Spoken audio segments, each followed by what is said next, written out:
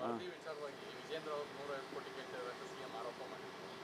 ಇಲ್ಲ ಕಾಂಗ್ರೆಸ್ ಬಿಜೆಪಿನವರೆಲ್ಲ ಕೇಳಿದ್ದು ಕಾಂಗ್ರೆಸ್ನವರು ಅಂತ ಆರೋಪ ಇಲ್ಲ. ಅವರು ಯಾವ ರೀತಿ ಮಾತನಾಡಿದ್ದಾರೆ ಅನ್ನೋದ್ರ ಬಗ್ಗೆ ವಿಡಿಯೋ ಫುಟೇಜಸ್ಸು ಕೂಡ ಇದೆ. ಮೀಡಿಯಾದಲ್ಲೂ ಅದನ್ನು ಕವರ್ ಮಾಡಿದರು ಆ ಸಂದರ್ಭದಲ್ಲಿ. ಈಗ ಅವರು ಮಾತು ಬದಲಾಯಿಸ್ತಾ ಇದ್ದಾರೆ ಅಂತಂದರೆ ಅದನ್ನು ಯಾವ ರೀತಿ ನಾವು ಅದು ತೊಗೋಬೇಕನ್ನೋದು ಗೊತ್ತಾಗೋದಿಲ್ಲ. ಆದರೆ ಇಷ್ಟಂತೂ ನಿಜ, ಅವ್ರ ಮನೆಗೆ ಹೋಗಿದ್ದರು, ವಿಜಯೇಂದ್ರ ಅವರು ಆಫರ್ ಮಾಡಿದರು. ಅದನ್ನು ಅವರೇ ಹೇಳಿರೋದು. ಯಾರಿಗೆ ಗೊತ್ತಿತ್ತು ಅದು? ಅವ್ರು ಹೇಳದೇ ಇದ್ದರೆ ಯಾರಿಗೂ ಗೊತ್ತೇ ಆಗ್ತಿರಲಿಲ್ಲ. ಅವರು ಹೇಳಿದ್ದಾರೆ. ಮತ್ತು ಮೀಡಿಯಾದವ್ರು ಕೇಳಿದಾಗ ಕನ್ಫರ್ಮ್ ಮಾಡಿದ್ದಾರೆ.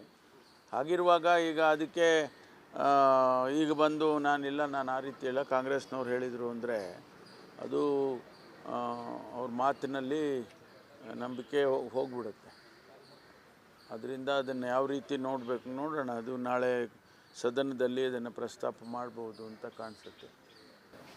ಸರ್, ಈಗ ಟೆಕ್ಕಿ ಮರಡಕ್ಕೆ ಸಂಬಂಧಪಟ್ಟಂಗೆ 3 ಜನ ಆರೋಪಿಗಳನ್ನ ಬಂಧಿಸಿದ್ದಾರೆ. ಹೌದು, ಅವರ ಹೆಂಡತಿ ನಿಖಿತಾ ಸಿಂಘಾನಿಯಾ ಅಂತಕ್ಕಂಥವ್ರು ಮತ್ತು ಅವರ ಮದರ್ ನಿಶಾ ಅವರು ಮತ್ತು ಅವರ ಬ್ರದರ್ ಇನ್ಲಾನು ಯಾರು 3 ಜನನ ಸೆಕ್ಯೂರ್ ಮಾಡಿದ್ದಾರೆ.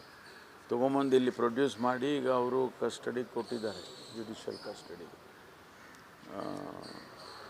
ತನಿಖೆ ಮುಂದುವರಿಯುತ್ತೆ.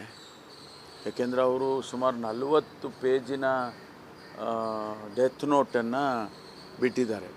ಅನೇಕ ವಿಷಯಗಳನ್ನು ಪ್ರಸ್ತಾಪ ಮಾಡಿದ್ದಾರೆ. ಭಾಳ ಮುಖ್ಯವಾಗಿ ಅವರು ಮಹಿಳೆಯರಿಗಿರ್ತಕ್ಕಂಥ ಏನು ಕಾನೂನಿನಲ್ಲಿ ಅವರಿಗೆ ಪ್ರೊವಿಷನ್ಸ್ ಇದೆ, ಅವರ ರಕ್ಷಣೆಗೆ ಪ್ರೊವಿಷನ್ಸ್ ಇದೆ, ಅದೆಲ್ಲ ಮಿಸ್ಯೂಸ್ ಆಗ್ತಾಯಿದೆ ಅಂತಕ್ಕಂಥದ್ದನ್ನು ಈಗ ಅವರು ಬರ್ಕೊಂಡಿದ್ದಾರೆ. ಈಗ ಒತ್ತಾಯ ಮಾಡ್ತಾಯಿದ್ರು, ನನಗೆ 3 ಕೋಟಿ ರೂಪಾಯಿ ಕೇಳಿದರು, ಅನೇಕ ಸಂದರ್ಭದಲ್ಲಿ ಒತ್ತಾಯ ಮಾಡಿದರು ಹಣಕ್ಕೆ, ಏನೇನೋ ಬರೆದಿದ್ದಾರೆ. ಅದನ್ನು ನಾನು ಸಂಪೂರ್ಣವಾಗಿ ಓದಿಲ್ಲ. ಆದರೆ ಅದರಲ್ಲಿ ಇರ್ತಕ್ಕಂಥ ಅಂಶ ಗಂಡಂದಿರಿಗೆ ತೊಂದರೆ ಆಗುತ್ತೆ ಅನ್ನುವಂಥದ್ದು, the rights of man is question. ಅದು ಈಗ ಭಾಳ ದೊಡ್ಡ ಪ್ರಮಾಣದಲ್ಲಿ ಚರ್ಚೆ ಆಗ್ತಾಯಿದೆ ಇಡೀ ದೇಶದಲ್ಲಿ. ಅಂದರೆ ಕಾನೂನಿನ ಬದಲಾವಣೆ ಆಗಬೇಕಾ ಏನು ಹಾಗೆ ಅಂತೇಳಿ ಈ ಮಹಿಳೆಯರಿಗೆ ಕೊಟ್ಟಿರ್ತಕ್ಕಂಥ ರೈಟ್ಸು, ಹಕ್ಕುಗಳು ಮಿಸ್ಯೂಸ್ ಆಗ್ತಾಯಿದೆ ಅನ್ನುವಂಥ ರೀತಿಯಲ್ಲಿ. ಯಾಕೆಂದರೆ ಈಗ ಕೋರ್ಟಲ್ಲಿ ಕೂಡ ಏನು ಹೇಳ್ತಾರೆ, ಈಗ ಡೈವರ್ಸ್ ಆದಾಗ ಅಥವಾ ಸತ್ತು ಹೋದರೆ ಕಾಂಪನ್ಸೇಷನ್ಗಳು ಕೊಡಬೇಕು ಅಂತ ಆದೇಶಗಳು ಮಾಡ್ತಾರೆ.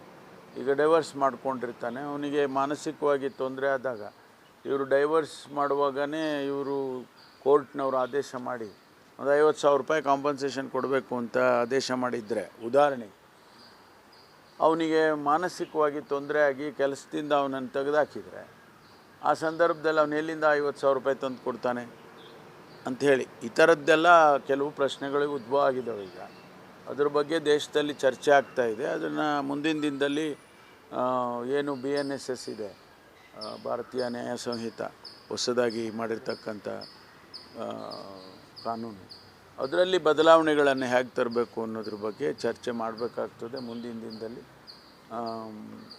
ನಮ್ಮಲ್ಲಿಯೂ ಆಗಬೇಕು, ಕೇಂದ್ರದಲ್ಲಿ ಕೂಡ ಆಗಬೇಕಾಗುತ್ತೆ. ಸರ್, ಈಗ ಕೋವಿಡ್ ಫಸ್ಟ್ FIR ಆಗಿರೋದಕ್ಕೆ BJPಯವರು ಈಗ ಕಾಂಗ್ರೆಸ್ ಮೇಲೆ ಆರೋಪ ಮಾಡ್ತಾ ಇದ್ದು ರಾಜಕೀಯ ಪ್ರೇರಿತ ಇಲ್ಲ. ಅಲ್ಲಿ ಆ ಸಂದರ್ಭದಲ್ಲಿ ಕೋವಿಡ್-19ನಲ್ಲಿ ಅವ್ಯವಹಾರ ಆಗಿರೋದಂತೂ ನಿಜ. ಅದನ್ನು ಯಾರು ನಾವೇ ಹೇಳಿದ್ದೀವ? ಜಸ್ಟಿಸ್ ಕುನ್ನಾ ಅವರ ತನಿಖೆಯಲ್ಲಿ, ಅವರ ವರದಿಯಲ್ಲಿ ಬಂದಿರತಕ್ಕಂಥದ್ದು. ನಾವ್ಯಾರೋ ಹೇಳಿದ್ದಾರೆ ಅಂದರೆ ಓಕೆ, ರಾಜಕೀಯ ಮಾಡ್ತಾರಪ್ಪ ಕಾಂಗ್ರೆಸ್ನವರು ಅಂತ ಹೇಳೋದು ಸಹಜ. ಆದರೆ ಜಸ್ಟಿಸ್ ಕುನ್ನಾ ಅವರ ವರದಿಯಲ್ಲಿ ಒಂದೊಂದು ಸೆಕ್ಷನನ್ನು ಕೂಡ ಅವರು ಭಾಳ ಡೀಟೇಲ್ ಆಗಿ ನೋಡಿದ್ದಾರೆ. ಮಾಸ್ಕ್ಸಲ್ಲಿ ಪರ್ಚೇಸ್ ಮಾಡುವಾಗ ಆ ಕಿಟ್ಗಳು ಇದ್ದಲ್ಲ, ಆ ಕಿಟ್ಗಳಲ್ಲಿ ಪರ್ಚೇಸ್ ಮಾಡುವಾಗ, ಆಮೇಲೆ ಆಕ್ಸಿಜನರೇಟರ್ನ ಪರ್ಚೇಸ್ ಮಾಡುವಾಗ, ಬೇರೆ ಬೇರೆ ಎಕ್ವಿಪ್ಮೆಂಟ್ಸ್ ಪರ್ಚೇಸ್ ಮಾಡುವಾಗ, ಆಮೇಲೆ ಬೇರೆ ಮೆಡಿಸಿನ್ಸ್ಗಳು ಪರ್ಚೇಸ್ ಮಾಡುವಾಗ, ಈ ಎಲ್ಲ ಒಂದೊಂದನ್ನು ಸಪ್ರೇಟಾಗಿ ಮಾಡಿದ್ದಾರೆ. ಅದನ್ನು ಈಗ ನಾವು FIR ಹಾಕಿ ಆ ಇಲಾಖೆಯವರು FIR ಹಾಕಲೇಬೇಕಾಗ್ತದೆ. ಯಾಕೆಂದರೆ ಅವರು ಇಲ್ಲಾಂದ್ರೆ ಅವ್ರ ಜವಾಬ್ದಾರಿ ಆಗ್ತಾರೆ. ಅದನ್ನು ಅವ್ರು FIR ಹಾಕಿದರೆ ತಪ್ಪು ಅಂತಂದರೆ ಅದಕ್ಕೆ ಯಾವ ರಾಜಕೀಯ ಇರುತ್ತೆ? ಅವ್ಯವಹಾರ ಆಗಿರೋದಂತೂ ನಿಜ. ಅದನ್ನು ಈಗ ತನಿಖೆ ಮಾಡಿ ಅದಕ್ಕೇನು ಕ್ರಮ ತಗೋಬೇಕು ಸರ್ಕಾರ ತಗೊಳ್ಬೇಕು. ಅದಕ್ಕೆ ನಾವು ಹಿಂದೆನೇ ಮುಖ್ಯಮಂತ್ರಿಗಳು ಹೇಳಿದರು, ನಾನು ತನಿಖೆ ಮಾಡಿಸ್ತೇನೆ ಇದ್ರ ಬಗ್ಗೆ ಅಂತೇಳಿ. ನೂರಾರು ಕೋಟಿ ರೂಪಾಯಿ ಹಗರಣ ಆಗಿದೆ, ಸಾವಿರಾರು ಕೋಟಿ ರೂಪಾಯಿ ಹಗರಣ ಆಗಿದೆ ಅಂತೆಲ್ಲ ಹಿಂದೆಲ್ಲ ನಾವು ಹೇಳಿದ್ವಿ. ಅದನ್ನು ಈಗ ತನಿಖೆ ಮಾಡುವಾಗ ಅದೆಲ್ಲ ಹೊರಗಡೆ ಬಂದಿದೆ. ಜಸ್ಟಿಸ್ ಕುನ್ನಾ ಅವ್ರದ್ದು ಇನ್ನೂ ಡೀಟೇಲಾಗಿ ಅದನ್ನು ನೋಡ್ತೇವೆ. ಅದಕ್ಕೆ ಕ್ಯಾಬಿನೆಟ್ ಸಬ್ ಕಮಿಟಿ ಮಾಡಿದ್ದಾರೆ. ಅದನ್ನು ನೋಡಿ ಆಮೇಲೆ ಕ್ರಮ ತಗೊಳ್ಳೋದು. ಕೇವಲ ಅಧಿಕಾರಿಗಳ ಹೆಸರು ಮಾತ್ರ ಇದೆ, ಯಾವುದೇ ರಾಜಕಾರಣಿಗಳ ಹೆಸರು ಉಲ್ಲೇಖ ಆಗಿಲ್ಲ ಅನ್ನೋದು ಆರೋಪ. ಅಲ್ಲ, ಅಲ್ಲಿ ಏನು ಬಂದಿದೆ ಆ ತನಿಖೆ ವರದಿಯಲ್ಲಿ ಏನು ಬಂದಿದೆ ಅದನ್ನು ರಾಜಕಾರಣಿಗಳದ್ದು ಬಂದರೆ ಅದನ್ನು ಹೊರಗಡೆ ತರ್ತೀವಿ. ಅದನ್ನು ಮುಚ್ಚಿಡೋ ಅಂಥ ಪ್ರಶ್ನೆ ಏನಿದೆ? ಯಾರು ರಾಜಕಾರಣಿಗಳು ಒಂದು ವೇಳೆ ಇನ್ಸ್ಟ್ರಕ್ಷನ್ಸ್ ಕೊಟ್ಟಿದ್ದರೆ ಅಥವಾ ಅವರು ಪರ್ಚೇಸ್ ಮಾಡೋದಕ್ಕೆ ನೇರವಾಗಿ ಅವರೇ ಏನಾದರೂ ಕೂಡ ಭಾಗಿಗಳಾಗಿದ್ದರೆ ಅದನ್ನೆಲ್ಲ ಹೊರಗಡೆ ಬರುತ್ತೆ. ಇದು ಮೇಲೆ ಫಸ್ಟು ಸ್ಟೆಪ್ ಇದು. ಸರ್, ದೇಶದಲ್ಲಿ ಸಂವಿಧಾನ ಹಾಳಾಗಲಿಕ್ಕೆ ಕಾಂಗ್ರೆಸ್ ಅಂದರೆ ನೆಹರು ಅವರ ಕಾಲದಿಂದಲೂ ಕೂಡ ಇದೆ ಅಂತ ಈಗ ಮೋದಿ ಅವರು ಕೂಡ ವಾಗ್ದಾಳಿ ಮಾಡ್ತಾರೆ.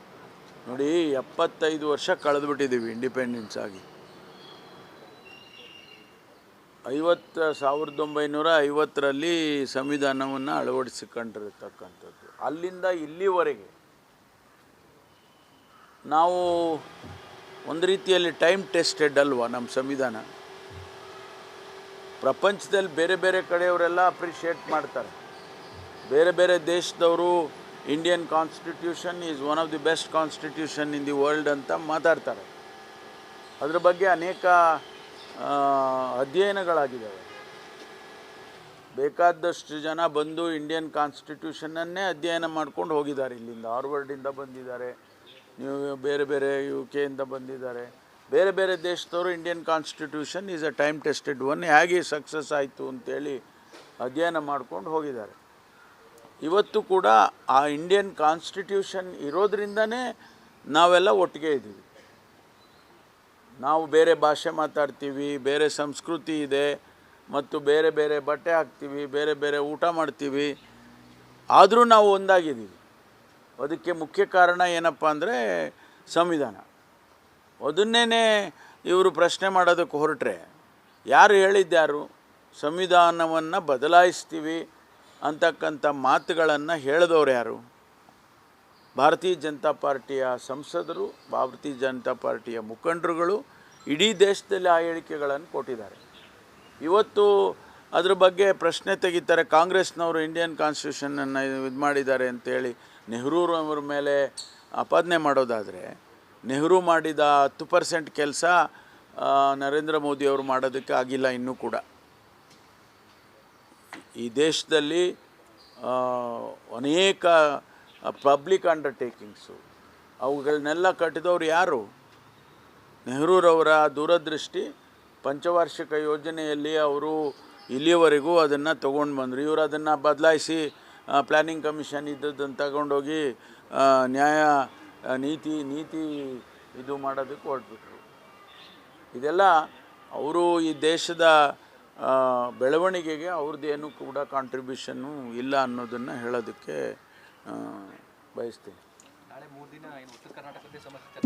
ಇಲ್ಲ, ಮೊದಲನೇ 3 ದಿನ ಸ್ಪೀಕರ್ ಅನೌನ್ಸ್ ಮಾಡಿದ್ದಾರೆ. ಈಗಾಗಲೇ 3 ದಿವಸ ವಿಧಾನಸಭೆಯಲ್ಲಿ ಉತ್ತರ ಕರ್ನಾಟಕದ ಬಗ್ಗೆ ಚರ್ಚೆ ಮಾಡಬೇಕು ಅಂತ ತಿಳಿಸಿದ್ದಾರೆ. ಅದಾದ ಮೇಲೆ ನೆಕ್ಸ್ಟು ಬೇರೆ ತಗೊಳ್ಳೋಣ ಸಬ್ಜೆಕ್ಟ್ ಅಂತ ಹೇಳಿದ್ದಾರೆ. ಈಗಾಗಲೇ ಪ್ರಮುಖವಾಗಿ ರೈತರ ಸಮಸ್ಯೆ ಚರ್ಚೆ ಆಗ್ತಿಲ್ಲ ಅಂತ ನಾಳೆ ಬೆಳಗಾವಿ ಚಲೋ ಮಾಡೋಕ್ಕೆ ರೈತರ ಸಂಘದವರು ಅಲ್ಲ, ನಾಳೆನೇ ಮಾಡ್ಬೋದಲ್ಲ. ನಾಳೆ ಉತ್ತರ ಕರ್ನಾಟಕದ ರೈತರ ಬಗ್ಗೆನೂ ಮಾಡ್ಬೋದು. ಯಾರು ಬೇಡ ಅಂದಿದ್ದಾರೆ? ಈಗ ಪಹಣಿಯಲ್ಲಿ ಇಲ್ಲಿವರೆಗೂ ವಕ್ಫ್ ಅಂತ ಬರ್ತಾ ಇದೆ ಸರ್. ಈಗ ಕರ್ನಾಟಕ ಸರ್ಕಾರ ಅನ್ನೋಂಥದ್ದು ಹೊಸದಾಗಿ ಮೆನ್ಷನ್ ಆಗಿದೆ ಅನ್ನೋಂಥ ಆರೋಪ ಕೂಡ ಇದೆ ಸರ್. ಅದಕ್ಕೆ ಯಾಕ್ರಿ ಆರೋಪ? ಸರ್ಕಾರಕ್ಕೆ ಆಸ್ತಿ ಸರ್ಕಾರದ ಹೆಸರಿಗೆ ಬರುತ್ತೆ ಅಂದ್ರೆ ಅದಕ್ಕೂ ಆರೋಪ ಮಾಡ್ತೀವಿ ಅಂದರೆ, ಎಲ್ಲದಕ್ಕೂ ಆರೋಪ ಮಾಡ್ಕೊಂಡು ಕೂತ್ಕೊಂಡ್ರೆ ಅದಕ್ಕೇನು ಮೀನಿಂಗ್ಲೆಸ್ಸು. ಸರ್ಕಾರ ಅಲ್ಟಿಮೇಟು. ಸರ್ಕಾರಕ್ಕೆ ಬಂದಿದೆ ಆಸ್ತಿ ಅಂದರೆ ಅದು ಸಂತೋಷ ಪಡಬೇಕು ಅವರು. ಅದು ಬಿಟ್ಟು ಅದಕ್ಕೂ ಒಂದು ಅಲಿಗೇಷನ್ ಮಾಡಿದರೆ ಅದು ಯಾವ ನ್ಯಾಯ ಅದು?